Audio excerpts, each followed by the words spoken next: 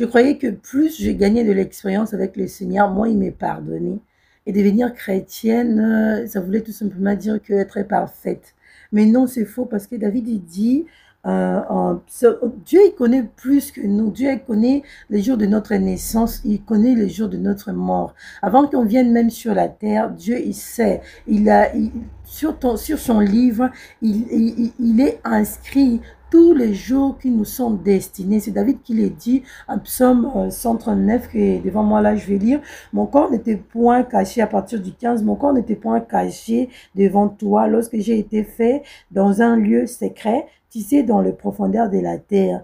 Quand je n'étais qu'une masse informe, tes yeux me voyaient et sur ton livre étaient inscrits tous les jours qui m'ont été destinés avant qu'aucun d'eux existât. Alors Dieu, il sait, si sur la terre, moi je vais rester pendant 50 ans, 60 ans, avant même que je sois né, il compte en fait les jours qui nous sont destinés avant qu'aucun d'eux existe. Dieu, il connaît tout sur nous. Et moi, j'étais en train de me poser des questions par rapport à ce que j'ai appris avec le Seigneur. Le Seigneur m'a appris tellement de choses, il m'a beaucoup donné, et puis je me disais, j'ai fait des bêtises, hein, je commets des bêtises, des erreurs et tout ça, et je me culpabilisais tellement beaucoup et je n'arrivais même pas à prier, m'approcher du Seigneur, c'était lourd pour moi. Et le Saint-Esprit m'a appris tout simplement que il m'a parlé de l'agneau prédestiné avant la fondation du monde, l'agneau.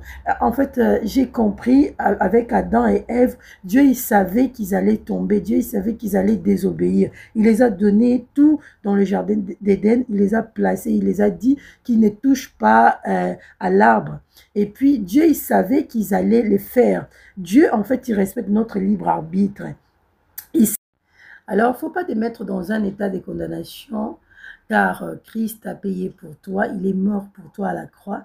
La Bible dit que le châtiment qui nous donne la paix était tombé sur lui, la colère de Dieu était tombée sur Christ. Peu importe le péché que tu puisses commettre, Christ le savait d'avance, en fait, comme le cas d'Adam et Ève. Le Seigneur, la Bible parle de l'agneau prédestiné avant même la fondation du monde.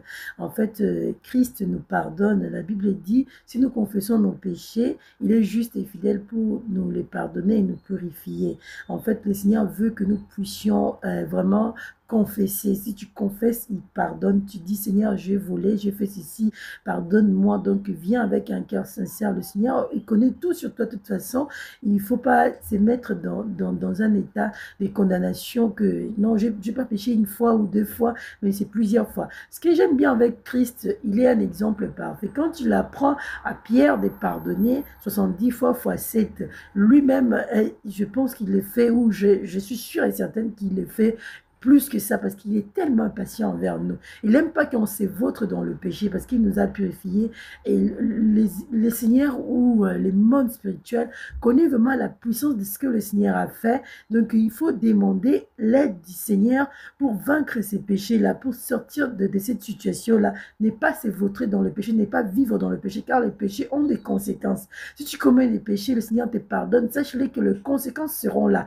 Et c'est là que les gens disent que, ah non, j'ai pris depuis tant des années, le Seigneur ne fait rien dans ma vie et tout ça. Il y a des conséquences du péché, il y a des conséquences que le Seigneur enlève, il y a des conséquences qui restent en fait.